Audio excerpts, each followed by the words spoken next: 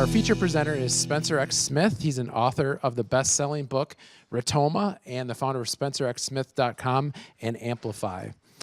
He helps people responsible for business development use social media to increase their influence and sales.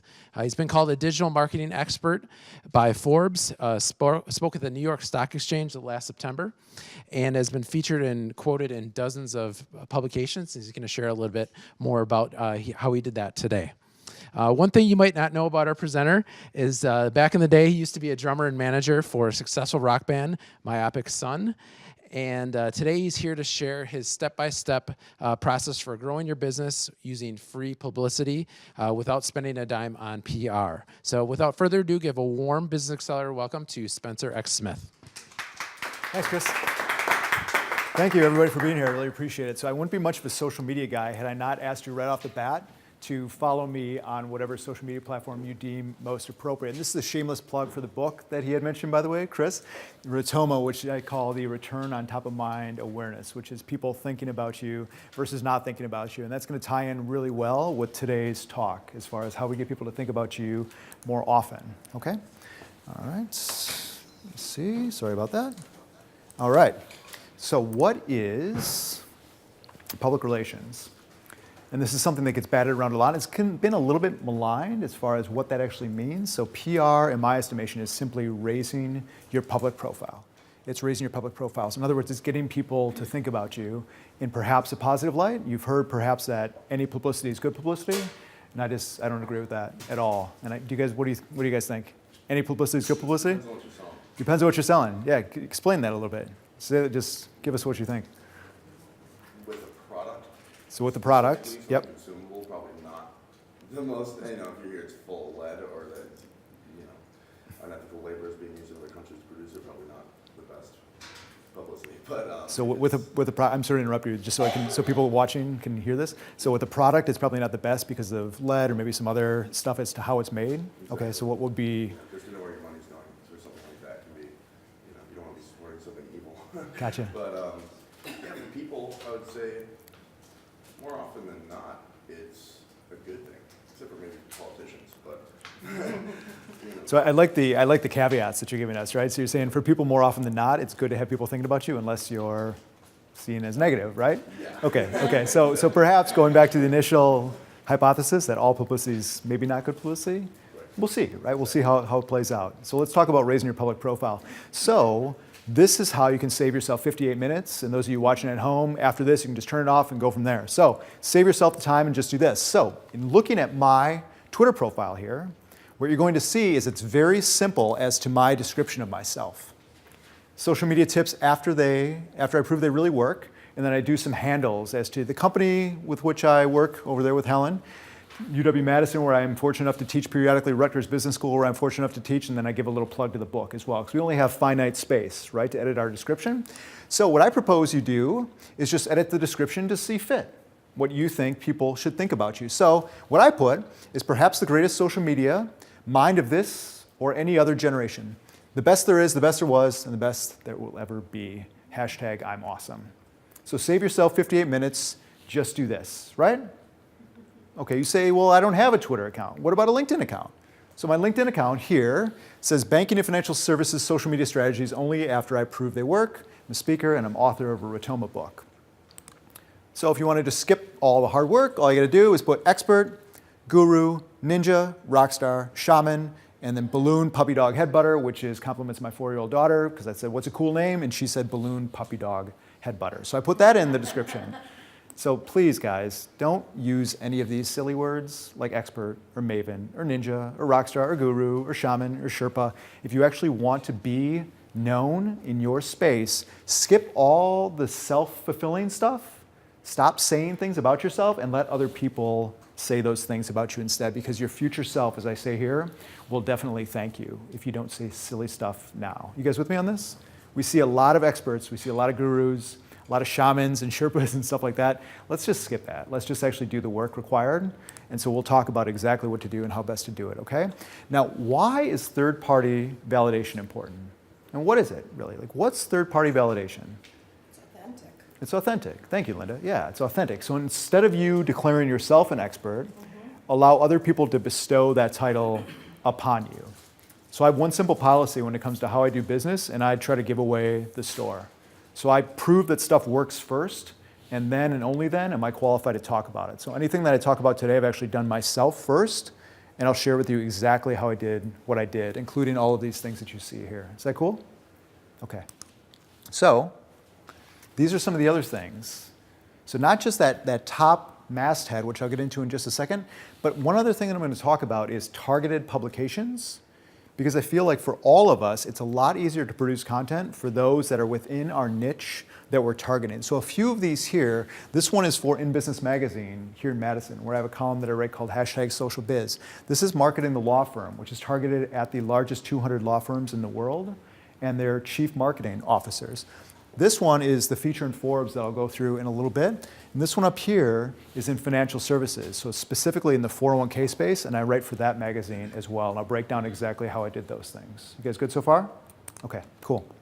So this was a very cool day, February 17th of 2016. I had, back in September of 2015, spoken at something called Social Media Breakfast here in Madison. And as one of the slides that I shared what I call the Summerfest effect. And you may have seen this in the book before, you may have seen me present this before, so I'm not going to belabor it here, but suffice to say, as you move from the bottom of the pyramid to the top of the pyramid, it gets more and more exclusive. So there are a lot more people who have joined a band than have gotten out of the proverbial basement and actually performed for people. There's a lot more people who have written a song than have actually released an album. There's a lot more people who have sold tickets to their own performance that they put on somewhere, as opposed to those who played at Summerfest. So this is an analogy that I use a lot, where once we get this milestone, once our band had played Summerfest for the first time in 2003, we could never retreat from that. So we had achieved what I call a credibility milestone. So we will forever be known as a band who performed at Summerfest. So I'm recollecting this story at Social Media Breakfast, September of 2015, and I break down this pyramid that you see on the bottom, much more low tech, right? I had just written this in the morning that I presented, and I said, now my goal, you guys, here at Social Media Breakfast, is I would really like to be featured in Forbes, because I would see that as my equivalent, personal brand-wise, as the Summerfest effect was for our band. So once I'm in Forbes, I can never go back from those things. So I'd broken down the pyramid, made it a stepwise process, because this is really important.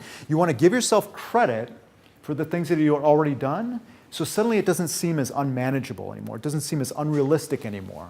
So have a look at just, I've never done anything, and I want to be in Forbes. That's a huge chasm, right? So when you break it down here, you can see that the first thing that I gave myself credit for, that I'd ask you to do for yourself as well, especially when it comes to your personal brand and getting PR, is say I wrote for my own website, right? Hey, I did this. I wrote a blog on my own website. I've written on LinkedIn. I've written on In Business. I've written for Law Journal newsletters, for something called Business to Community, for MSN Money, for Yahoo Small Business Advisor. And when I was concluding that talk for Social Media Breakfast, I said, now this Forbes and Inc., so those two magazines, those in my mind would be probably interchangeable, but I feel like Forbes would really be that pinnacle. So because I shared it publicly, September of 2015, people didn't let me off the hook, which was really cool, and I suggest you do the same thing. So if you have these goals about something you'd like to achieve, declare them publicly, and people will hold you responsible. Because I said that September 2015, people would come to me in November, and they'd go, how's the Forbes thing coming, Spence? I go, oh yeah, I did say that, didn't I? I better actually pursue that, right? Because I want to actually fulfill what I had told people. So you fast forward to that day, February of 2016, and that was actually the cover of Forbes. So this is me, obviously, on the right. And I'll break down exactly how that happened, okay? So it was a really cool day. Now, when you look at the article itself, what was really exciting for me is I got to know this writer for this piece, but then also she featured in the second paragraph exactly how I got to know her. So it's a very meta way. She was basically giving away the store, much like I'm doing right now with you. Is that she said, I met Smith, this is the second paragraph, I met Smith through my columns, or more accurately, through his social media shares in response to my posts. So just in that one sentence, she says, through his social media shares in response to my posts. She just basically said, look, this guy showed me that he was listening to me, and something happened. And I'll show you exactly how that played out. Now, what is this thing called? I mentioned this earlier. What is this actually called when you say, I've been featured and quoted in this? What's that verbiage called? Social proof. Social proof, for sure, for sure. Yeah, and this in the parlance of magazines, they'd call this a masthead. Okay, so this is your masthead. This is basically your PR, your personal PR. And my goal for you is to help you get the masthead you want.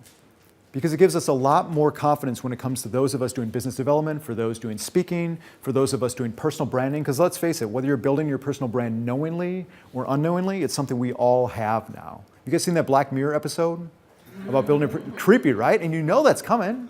So what I'm alluding to is the fact that in the future, people will be able to rate social interactions on a scale of 1 to 5 with everyone, and we'll all have ratings.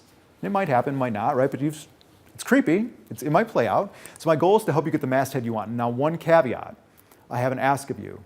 As you build this out, as you discover what works for you, I ask you to share these things.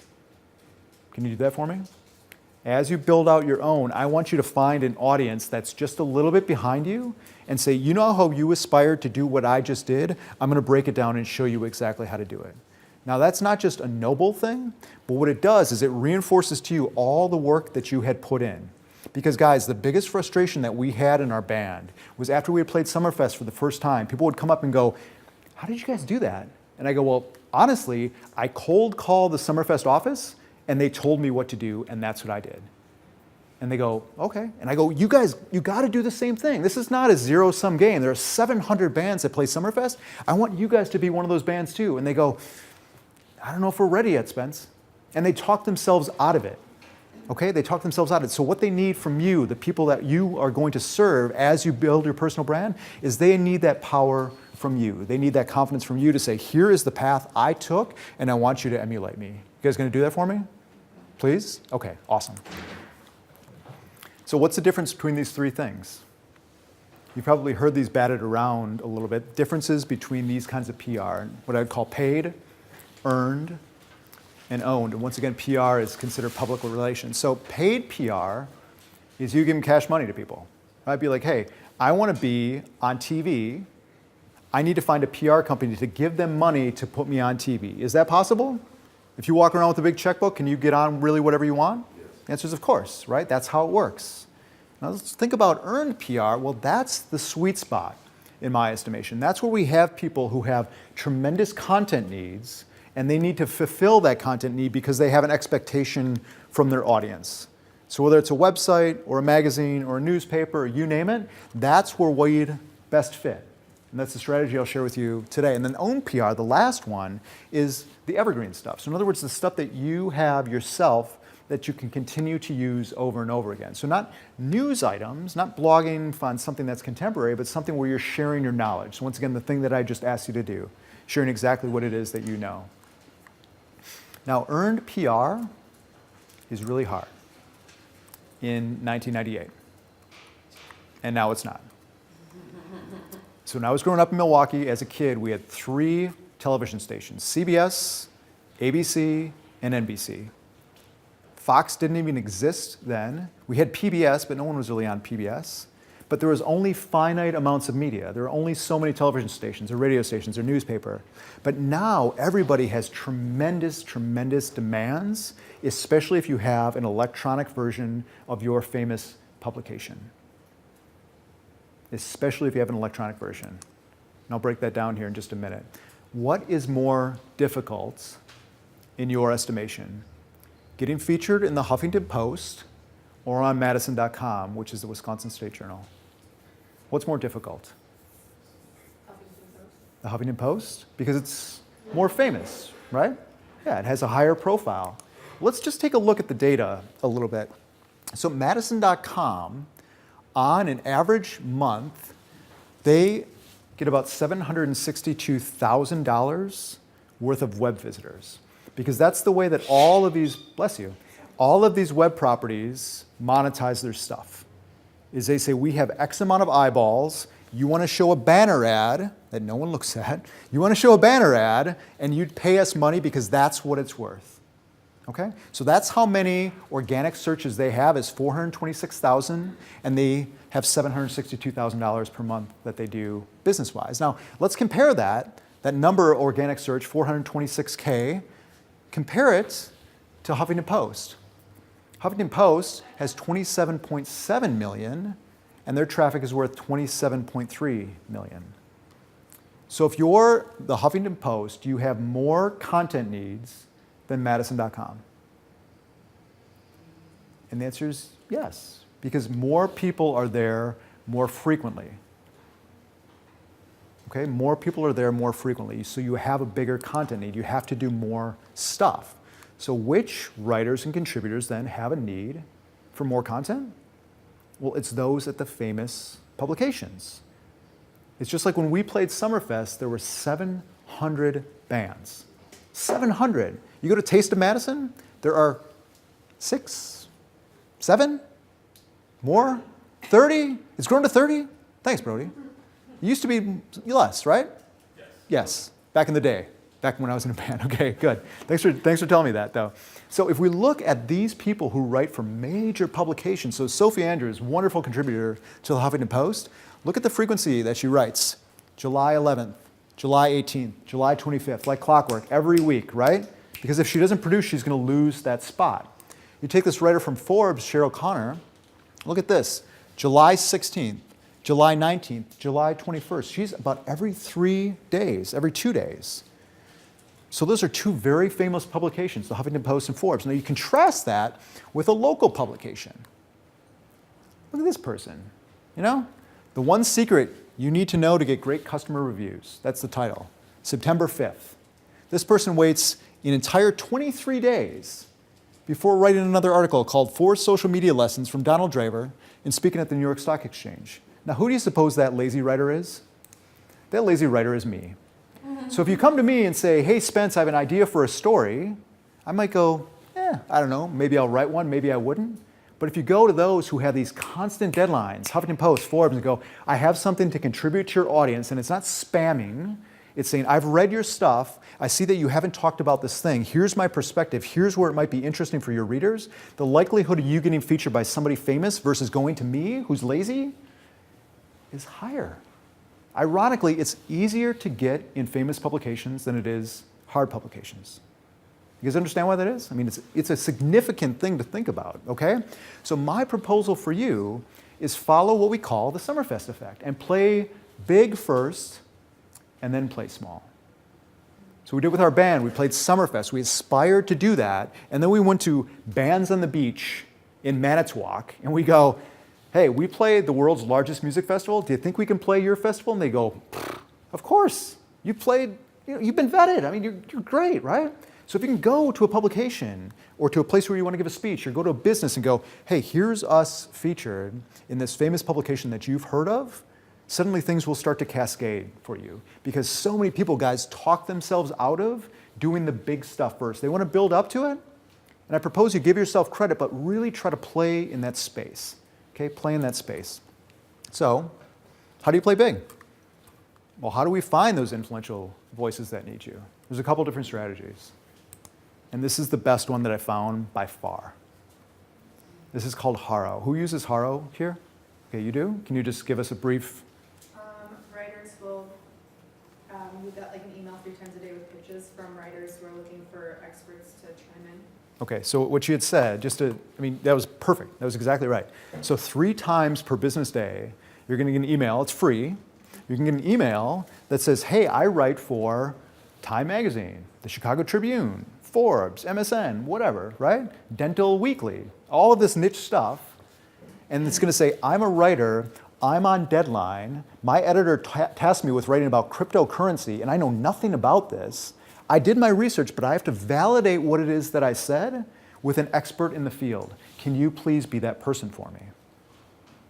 So this is a really significant thing, guys. If you scan this and you scan the emails that come in, you're going to see stuff where you go, I could do that. I know that. Because it's really, really overt, specific needs. You guys have something? Okay, you good? Okay. And by the way, I have a one-page cheat sheet, and I'll show this to you later as well, but it's spencerxsmith.com/PR, where I have a one-page PDF that breaks down exactly how to use Haro, okay? So what Help a Reporter Out does, here's what it looks like. Here's an example email.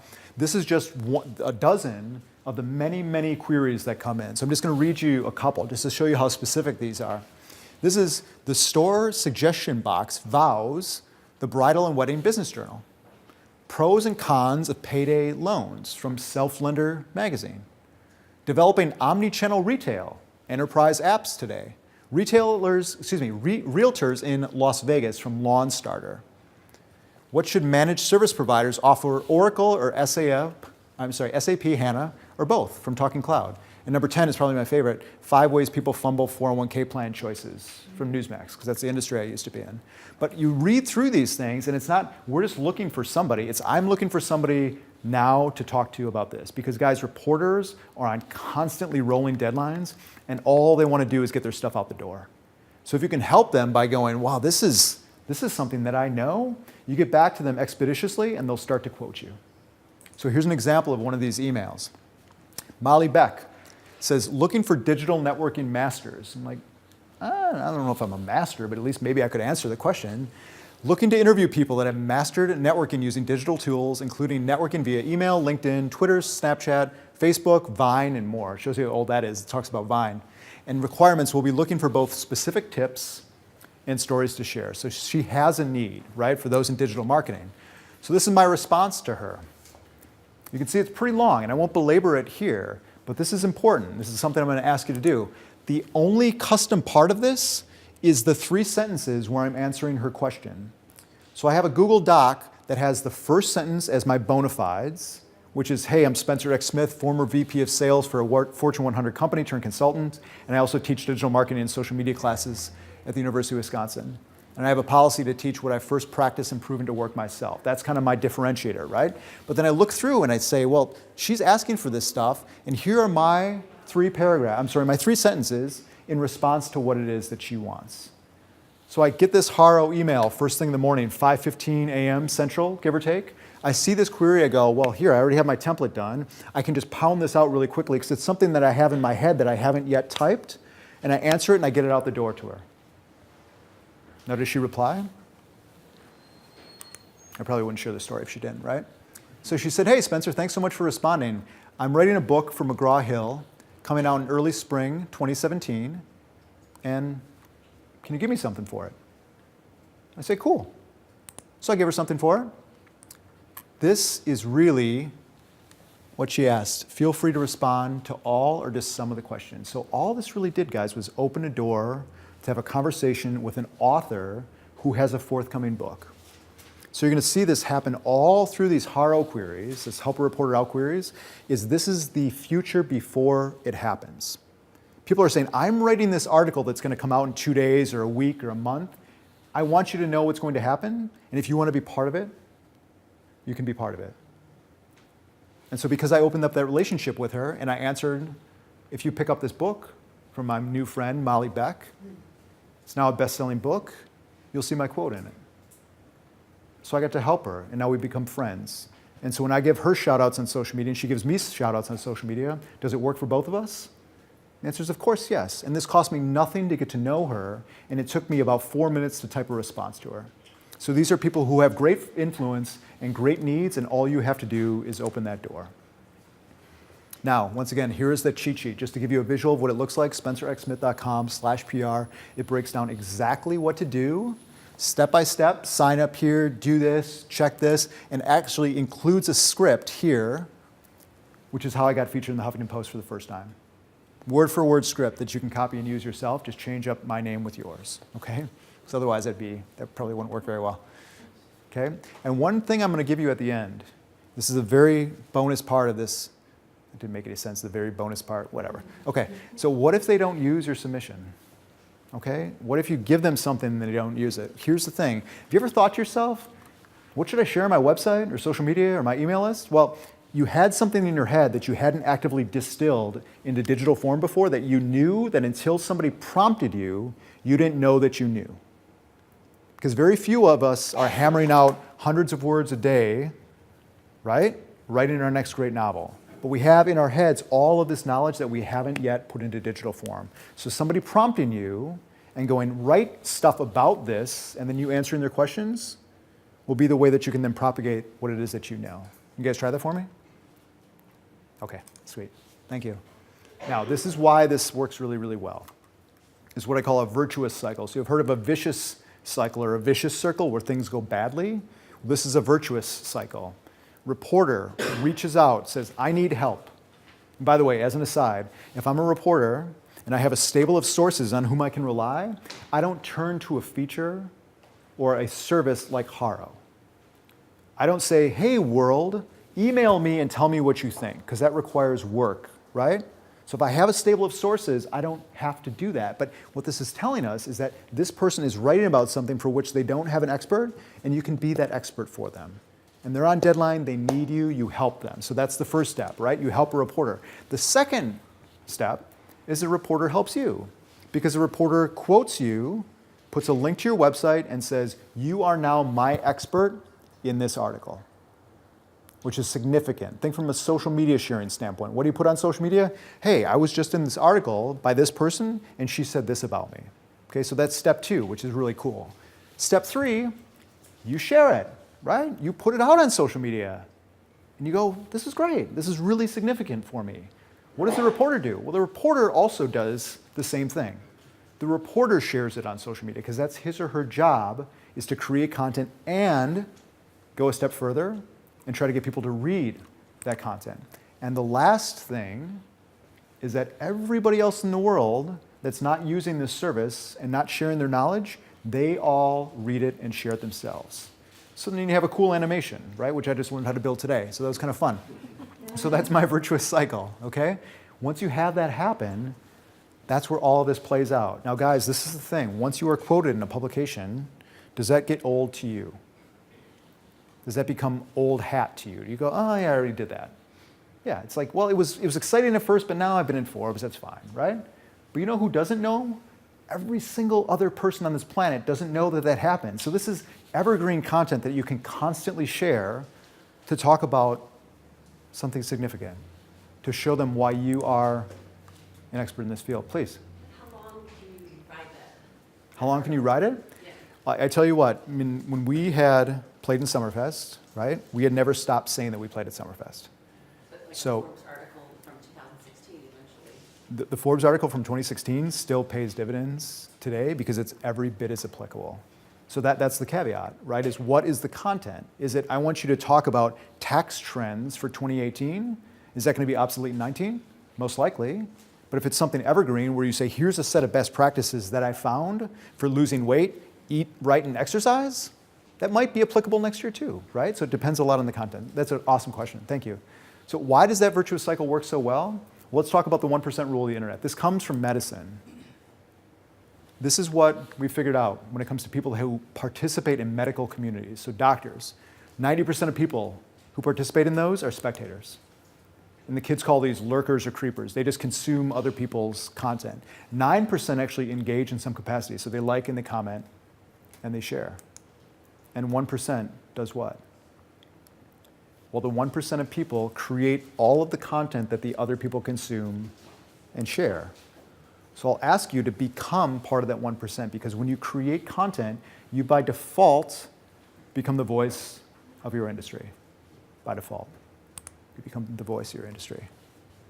Here's an example of this. So my friend, Jessie, who's an interior designer, she responded to a Haro request, help a reporter out request. It said, could you share your expertise on working with commercial clients and choosing artwork for corporate environments? Now, is anybody in here qualified to choose corporate artwork at all? I'm certainly not. But Jessie, like, that's all she does every day. So she looked at that request and she's like, well, this is something I can answer. This is a piece of cake. She answered it. So she's quoted there in the very first sentence, interior design, Jessica Gunlock. But then she wasn't satisfied with that.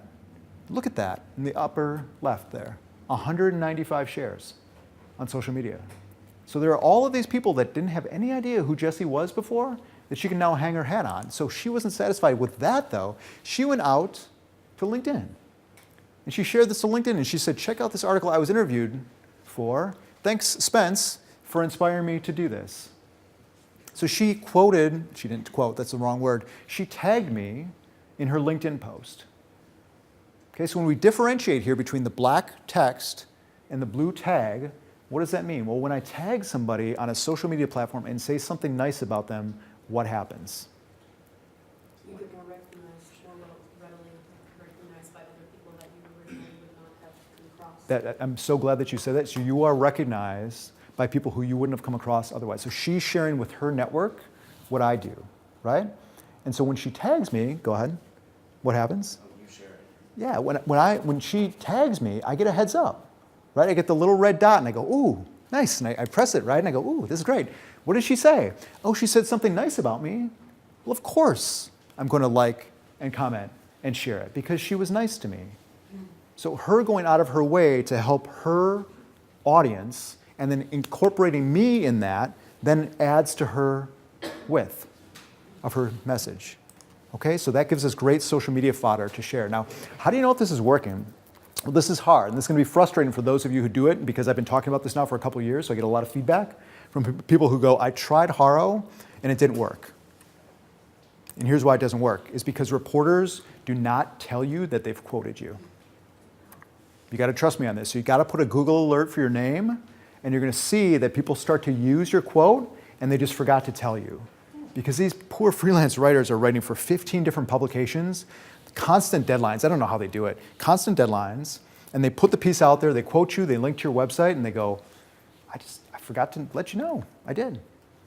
So put a Google alert out for your name, and I think you'll be pleasantly surprised. If you answer one of these a day, you're going to start to get hits, especially if you follow the script. Please. How would you put a Google alert out for your own name? How could you do that? Yeah. Just Google Alerts, and then I know, and then put in your name, and put in variations of your name too. I suppose I'm not in that much. Oh, that's a great question though. But that's exactly a way to monitor either yourself or maybe companies that you're trying to work with or personal brands or whatever. So thanks for asking that. All right, this is especially important because a lot of websites syndicate from other sources. So an example of this is an entrepreneur article that I was actually quoted in. So we had 8 of us that were in this. And so this one article from Entrepreneur got picked up and syndicated to all these other sites. And so when I saw a link to from Fox News to my website, I'm like, that's pretty cool. They have a lot of readers. Fox News has a lot of readers. And suddenly there were all these people that were aware of me that weren't before. Please. What if you have a website that's selling something and it gets picked up? Is there anybody you know who aren't overwhelmed? Or, you hear these horror stories about crashes. So what you're telling me is you get publicity, and so many people come to your website that you're selling stuff on that your website goes down. So is there a way to understand? Yeah, just don't publicize your site at all, or just close your shop. But you just hear that over and over again, from Yeah, but it's a wonderful thing when somebody's website goes down from being so trafficked. Yeah. Yeah, we could all wish for something like that. Yeah, go ahead. Can you Google alert certain key phrases that are like original material of yours if your material is just stolen? Yeah, you can definitely look up on Google Alerts. You can definitely put in other stuff, especially if you're looking for plagiarism. Is that kind of what you're referring to? Yeah, for sure. Yeah, and there's some nice plagiarism filters that are out there as well, where you can take and copy and paste text that might be worth considering. Cool. Okay. So, why is this important? Now, this is the only time I'm going to mention this the entire presentation, SEO, because it's super, super nerdy. But search engine optimization, long story short, if there are more important websites linking to yours, that's a good thing. Okay? So if a famous website links to yours, that gives you higher search engine rankings. So that's a good thing to have on your site. If people quote you and use your website, we want more of those things to happen. Now, how did I earn the feature in Forbes? Let me walk through mechanically exactly how this played out. Okay? Once again, just to reinforce what Cheryl had said, gave away the store. I met Smith through my columns, through his social media shares in response to my posts. Well, let's break this down exactly how this played out. By the way, before I get into this, in the materials that went out before this, we talked about Costco Connection. Did you guys see that in there where it said I've been in Costco Connection twice? Costco Connection is actually the United States' largest print monthly publication. It's something like 18 million people get it. Now, the way that it goes out is in print form, in magazine form, and it's actually on their website, but it's in PDF form. Okay? So this weird thing happened when it came to print and electronic, is if I'm in print, if I'm in something like this, how do I get this to you? Like I can physically give it to you and be like, open to page 64 and read it, and you'd be like, nah, I'm good, I believe you, right? But it's a lot easier to share electronic stuff. So as somebody who's been in the United States' largest print monthly publication twice, I tell you that electronic renditions of this from other publications that aren't as famous as this one are actually more valuable because you can share them more easily. So I either give people a physical copy or I send them to this PDF page and go, scroll in. You see how it's all pixelated here? It's like, no one can read any of this stuff. So electronic, oddly enough, is probably more valuable now than print, which is something we wouldn't expect, especially being an older guy like me. So this is what I did to get this Forbes writer's attention. Now, first of all, I met her via Haro. So she had sent out a request saying, I'm doing something on a piece on LinkedIn and I want your quotes. And I responded to her and I heard nothing back. First article came out, nothing. Second article about that same topic, nothing. Third article came out, nothing. I'm like, man, she's killing me. Like, she's ruining my confidence. How am I going to deal with this? But I started following her on Twitter and I go, wow, she writes really good stuff. Like, she basically writes articles just giving away the store on exactly what it is that people do. So this is a Twitter share here. And I just simply said 3 outstanding PR case studies from her handle on Twitter, from @CherylSnap, how PR evolved these founders' careers. Now, have you ever shared something on social media? Have you ever actually tagged the author? You have? Do you get responses? Sure. You do? Okay. So the more you do that, guys, the more these authors, the more these contributors to these famous publications are going to start paying attention to you. Because looking at this Twitter share here, this got 5 likes and 4 retweets. So who do you suppose retweeted and liked it? Well, she did. So that was really cool because she said, thank you, Spencer. So she liked it and retweeted it. Now, in my mind, what was interesting is I was really just trying to serve my audience. I go, this is something where she writes great stuff. I want to share it with them because then they're going to make me a higher priority on their feeds, right? They're going to want to see more from me. But then when she showed me that she was actually listening to me, that made me want to do it more. Because I'm like, wow, this is so cool that she's paying attention to me. This big famous Forbes writer is listening to what it is that I'm sharing. Now, think about this. Why would she do that? Like, why would she acknowledge little old me when she's this big, important Forbes writer? Well, think about her editor at Forbes wants what more than anything else? Interesting content. Interesting content is one answer. What's another one? Readers. Right. It's readers. It's eyeballs, right? Because that's how they monetize their site. So interesting content definitely drives that, right? But ultimately, the editor goes, how many page views, how many visitors did you give me? Because that's how we're making money. Because that's exactly what they want, visitors to their website. So when I'm going out of my way to invite my Twitter followers to go read her stuff, that's a good thing, right? Because writers love when you help them look good to their boss, right? They love that. This is a quote I'm going to ask you to consider. It is amazing what you can accomplish if you do not care who gets the credit. So President Harry Truman said that. So instead of turning social media on ourselves and saying this is something that's about me, shine that spotlight on other people and watch what starts to happen. If you help other people look good with your social media accounts, things will happen that will be significant for you. Because this is what she did for me. So after about 5 months of sharing this stuff, you recall, September of 2015, I said I'm going to be in Forbes, right? People were asking me in November, December, January, Spence, are you going to do it? She cold reaches me and my website, February 15th of 2016, just says, Spencer, we have much in common. I'd love to write a column on some of your best PR tips for entrepreneurs that they could enact themselves without an outside agency. And examples work great too.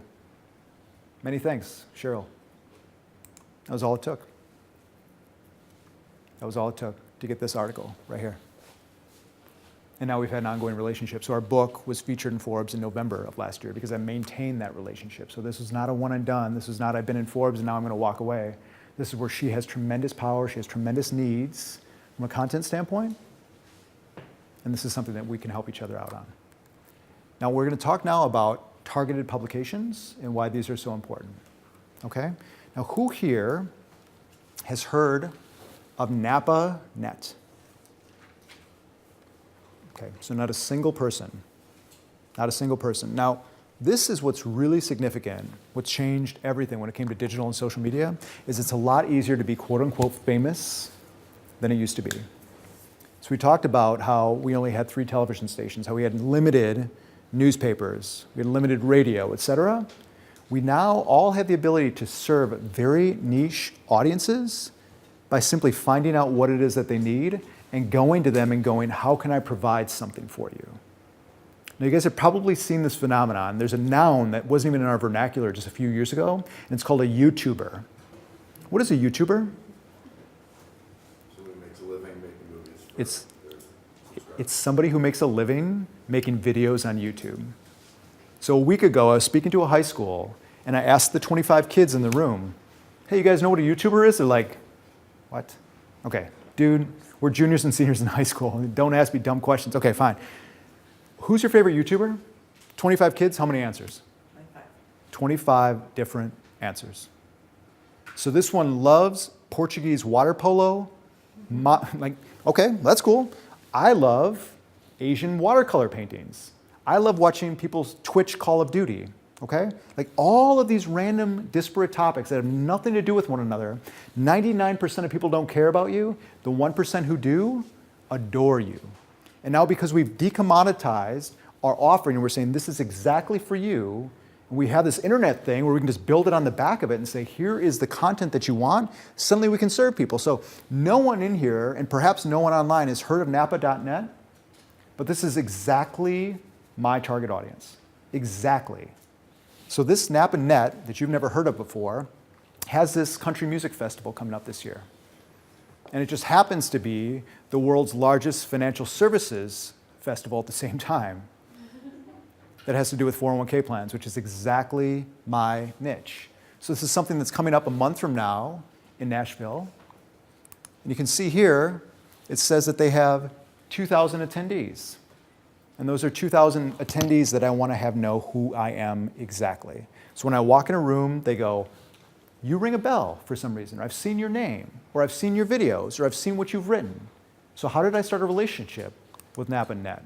Well, this is exactly how. By the way, all of these big companies that you see here that you may have heard of before, Fidelity, Mass Mutual, American Funds, BlackRock, Franklin Templeton, Oppenheimer, Nationwide, these are all the companies that I'm targeting.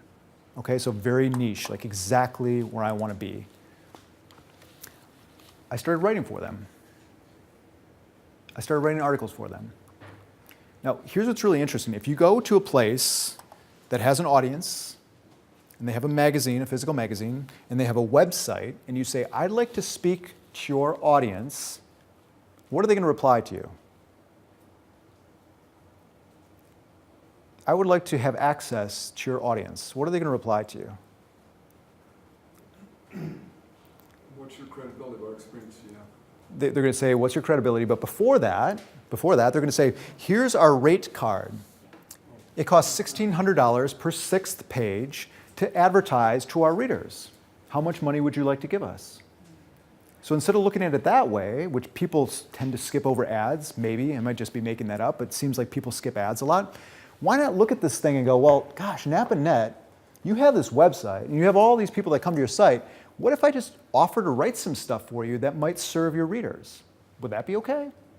So instead of me offering them money to have me put my face in front of them, I'm saying, I'm going to write stuff for you. Can you put it out for free for me?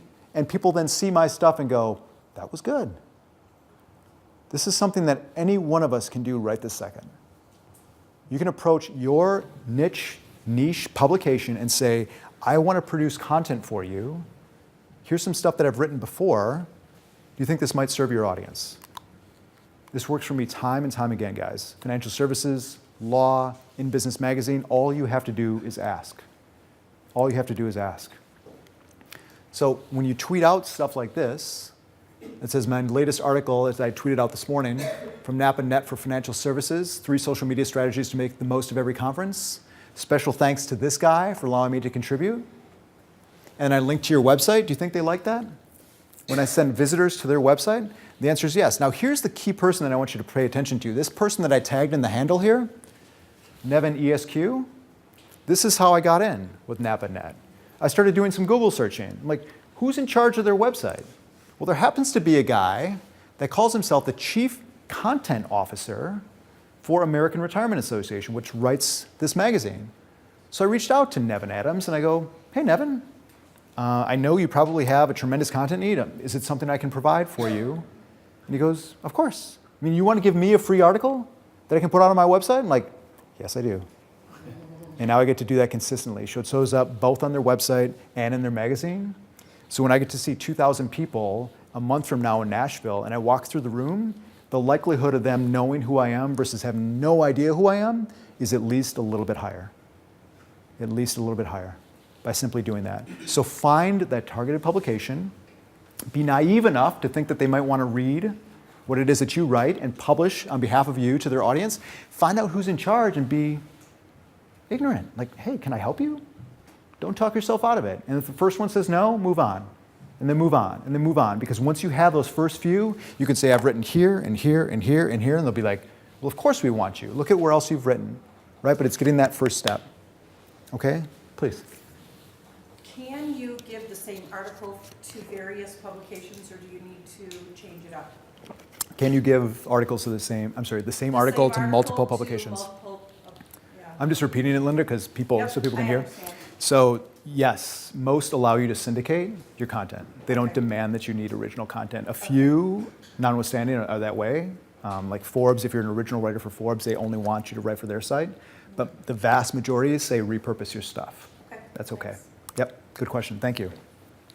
So when I get to go to the event that looked like that last year in Las Vegas where there were 400 people in the room, the assumption now, when I write and maintain this relationship with this person, Nevin, is that I'm going to speak in Nashville in April as well, so in a month from now. So when I ask him, hey, I see this thing is coming up, can I also talk about the stuff I've written? He goes, well, of course you're on the agenda.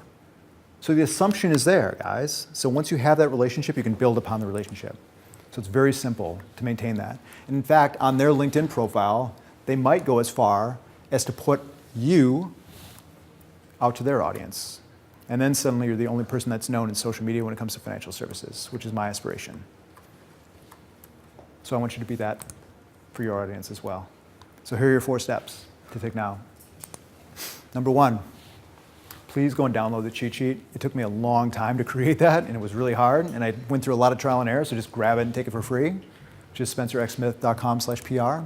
Number 2, create a Google Doc with your response templates. What I want you to do is make this as frictionless as possible, as seamless as possible, so when you see a help a reporter out query and you go, oh, that's the one I want, you have that Google Doc all set up with exactly your script. All you do is put in those sentences that are going to be seminal for that response and just push it out to the reporter right away.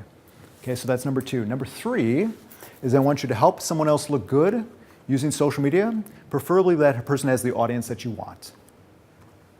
Try it on me. Tag me on something. I'll retweet your stuff. I have 12,100 followers. It's not a lot, but it's more than 0. Okay? 4, answer at least one HARO query today.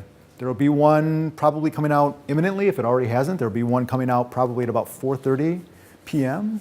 Scan it, see what you're qualified to respond to, and respond. Okay, so please pursue those 4 steps. And I have one last ask, besides how you share as you figure out what you do to your network, as you figure out exactly what works for you. So I'm going to ask you to text this code, SXS, which are my initials, to 66866, and I'll give you 3 PDFs from our book.